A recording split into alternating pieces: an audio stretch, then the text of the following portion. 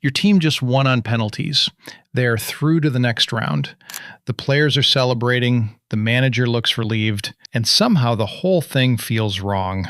Not losing, not exactly winning either. Something in between that football has never found a clean word for. Penalty shootouts produce a winner every single time. They almost never produce a team that feels like one. Here's exactly why that happens. First, the basics.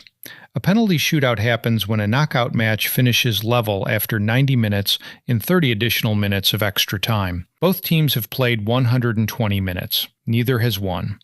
The game cannot end in a draw in a knockout tournament, so it goes to penalties. Each team takes 5 kicks from the penalty spot. If still level after 5 each, it continues 1 kick at a time until someone misses and the other scores.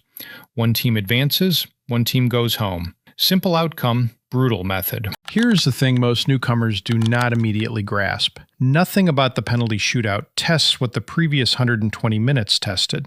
A match rewards passing, pressing, defending, reading the game, outthinking the opposition across a long period of time. A shootout rewards one skill from one player in one isolated moment. The goalkeeper guesses a direction, the taker picks a corner. One of them is right. That is essentially the whole mechanism, which is why managers who just won on penalties rarely look delighted. They look like someone who survived something, which is accurate. The statistics make it more uncomfortable. The penalty taker scores roughly 3 out of every 4 penalties taken in shootouts at major tournaments. The goalkeeper saves roughly 1 in 4. So whether you win or lose a shootout depends enormously on whether your misses come at the wrong moment against the right saves in the right order. Teams with demonstrably better squads lose shootouts to weaker opponents regularly. Whether you like it or not, the format does not particularly care about the quality difference between the two teams. It just needs a result.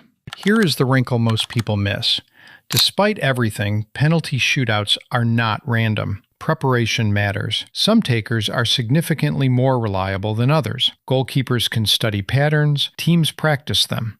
The mental side is real. Stepping up in front of 50,000 people, knowing the tournament ends if you miss, is not the same as the training ground. So it is not pure luck. It is not pure skill either. It lives in an uncomfortable space between both, which is exactly why it produces the strangest emotional outcomes in sport. You can dominate a match, hit the post twice, miss a clear chance, and then lose to a team you outplayed for 2 hours because one of your players placed the ball 6 inches too close to the center. At this World Cup, penalty shootouts will decide knockout ties. You will watch both sets of players walk up to the same spot. You will watch some score and some miss. And now you will understand that what you are watching is not a fair resolution. It is just the best resolution available, which is not the same thing at all. Penalty shootouts happen. One team wins, one team loses. Both teams have reasonable grounds to feel hard done by. That is the deal football made with itself decades ago, and nobody has found anything better. The game has not changed.